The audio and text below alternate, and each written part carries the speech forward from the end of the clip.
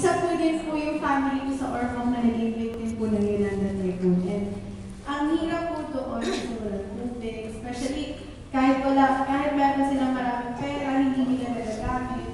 Because yung mga ano po doon, yung mga tinda po nila doon, nag-overpricing na po sila. Kaya kahit po, swerte pa rin po tayo dito kasi kahit po paano, nakakakain pa po tayo. Doon po sa Ormoc, hanggang buong late wala po sila nakakain. So, yun po, nabibigil ko rin po yung nararamdaman niyo po ngayon kasi yung family ko nakikirap din po.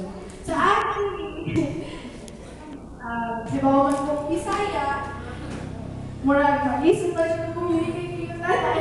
Anyway, happy kayo po and blessed na ma-share na po akong talent ninyo. I came here to inspire you because God is testing our faith.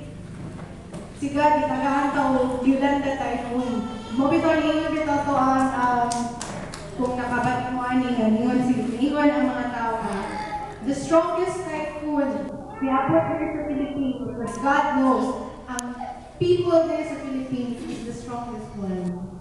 Isa-usa pa ang kalamitan, maabot sa atong smile hapon to prove them that ang atong faith ipapagad mas dako yun kaysa sa atong problem.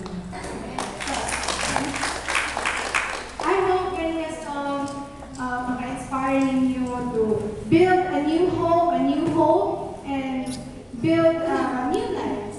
So, here's a song from our church. I'm a Christian, and I hope karong hapon na, naging ko tayo sa iunanin, may kurinti, bisan init. No? So, here. You hold